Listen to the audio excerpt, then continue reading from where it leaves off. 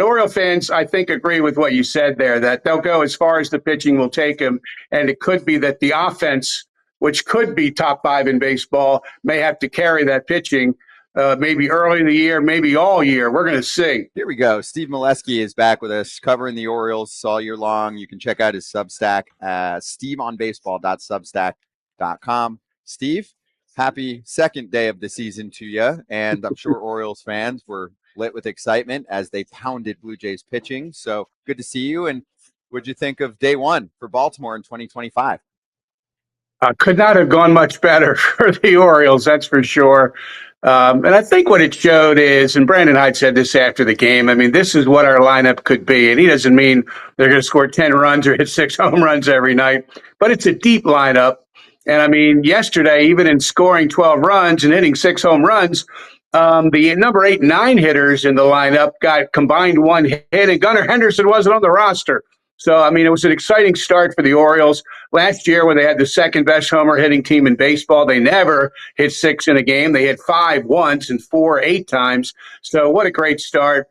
Just showing the power they have. Adley's improvement in March obviously came through. Cedric Mullins hit 130 in March, showing us for a veteran the March stats aren't important. He comes out and hits 2 homers. So a great start for Baltimore.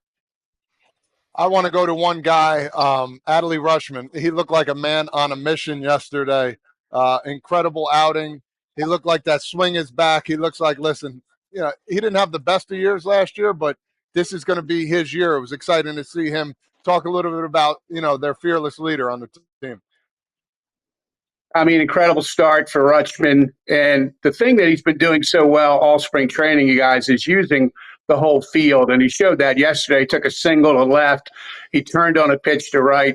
I think one thing I want to see him do more of this year, and I don't know whether he will or not, is attack the first pitch, because he takes the first pitch as much as any player in baseball. And I think there are some pitchers in the game who look at that chance to go 0-1 on this guy, and he's going to have to start ambushing some of those. But right now, I mean, who am I to tell him what to do? The guy's been raking since the first day showed up in Sarasota. So right now, he looks like the 800 OPS Adley, not the low 700 version that finished last year.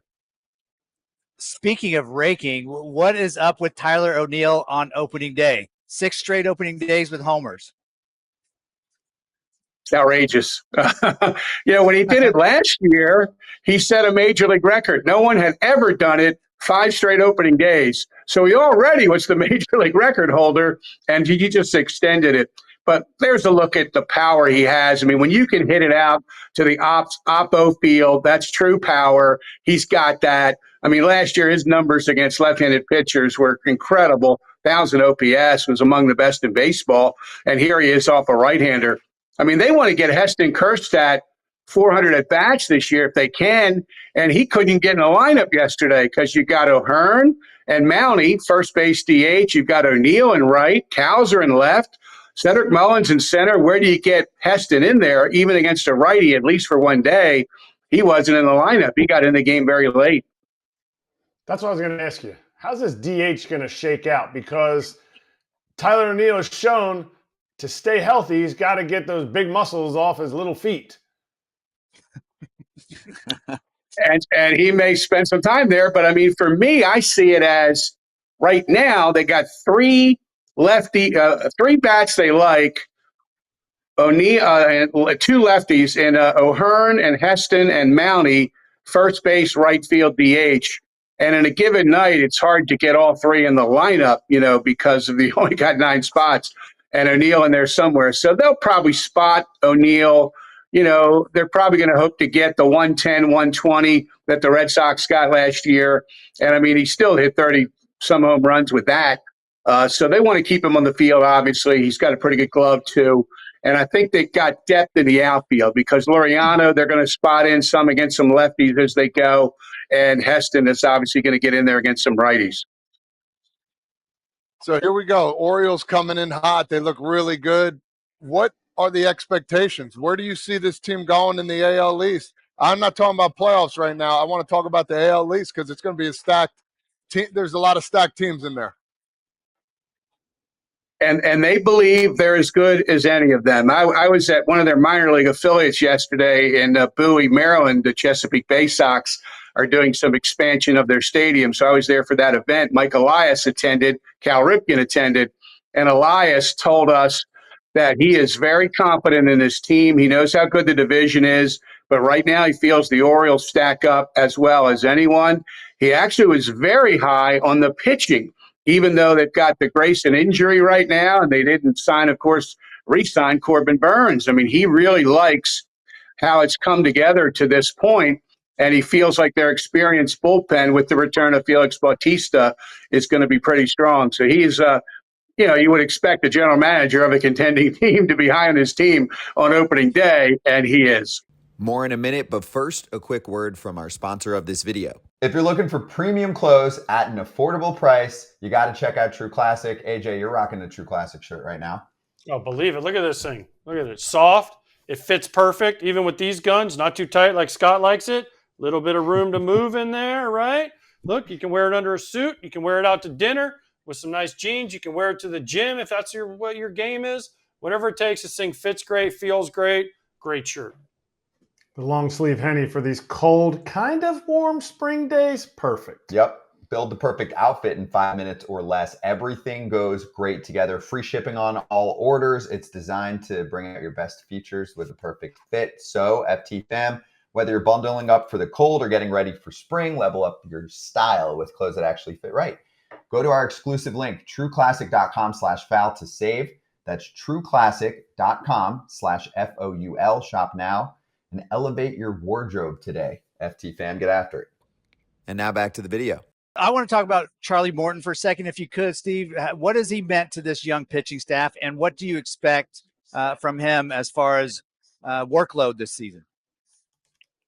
Going to be fun to see. Of course, he goes tonight, game 2.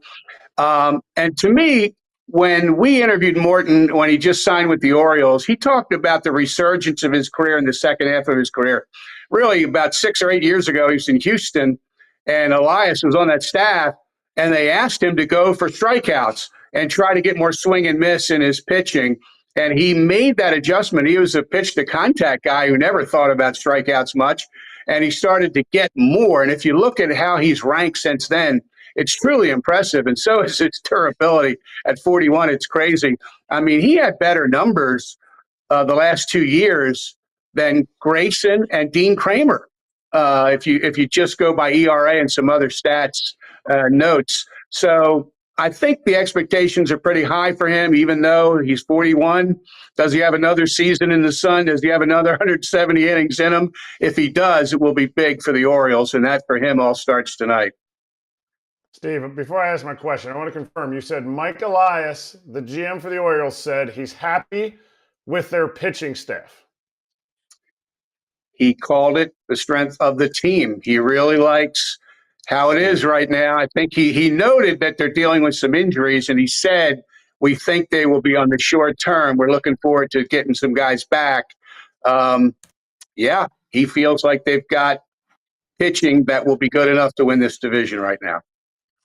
Steve, don't let Mike Elias say that. Mike Elias was the one who did not go out and push anybody. Mike Elias is the forward-facing front of the ownership who did not go out and make the push for the guys that were out there.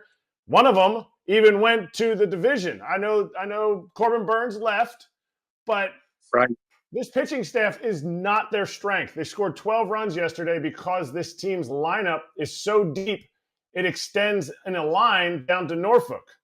Their pitching staff is their Achilles heel right now. I'm not saying they don't have I think they have a really good bullpen, but with Grayson down already, they're already testing their depth, which they didn't have coming into this.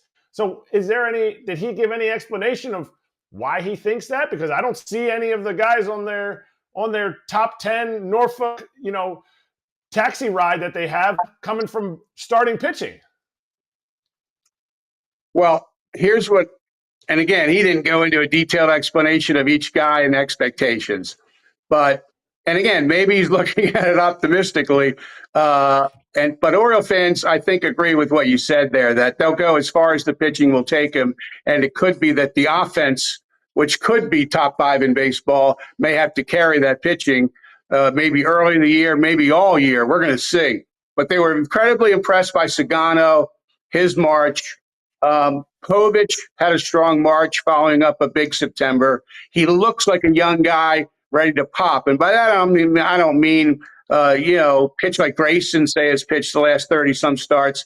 But I think he's a young guy on the come. So they do feel encouraged by that. They look at their bullpen. They see a lot of experience. They see the fact that several of these guys have saves, and they feel that Felix is just about all the way back, and they'll be cautious with him. So, again, is it an optimistic way to look at it? It probably is. But I would bet most general managers whose teams look good right now on day one of the season are feeling pretty optimistic about their team. And so there still is the trade deadline where if the Orioles need to make that move, they could try to do it in July. Well said, Steve. I know you cover the Orioles, but can you give us a breakdown of what you saw in 9 innings from the Blue Jays? I mean, this team was not good last year. Their front office is on a sizzling hot seat. This is a very good division, right? Almost everyone's looking at this division saying there's not a bad team in this division. What did you think of the first day of the Blue Jays? I mean, if you're a Toronto fan, you had to be incredibly disappointed. Your team gets pummeled on opening day. I mean, Barrios was 10-1 with a 2.95 career ERA against the Orioles, and they finally hit him. They had not hit that guy much over his entire career. So when I've watched the Blue Jays the last 4 years from afar, obviously I don't cover that team every day, so I don't speak as any expert on the Blue Jays, but I see them seldom equaling the sum of their parts. I've looked at their lineup over the years and said, wow, look at what Toronto's got. And then the season ends and they don't win as many games. I mean, they're coming off a losing record. The Blue Jays, you just feel like should be more formidable than this. And maybe they're going to be. It was a dud for one day, and it'll get a lot better sooner than later. But over the last few years, I've just been surprised that they don't seem to play as well as what their roster looks like they might.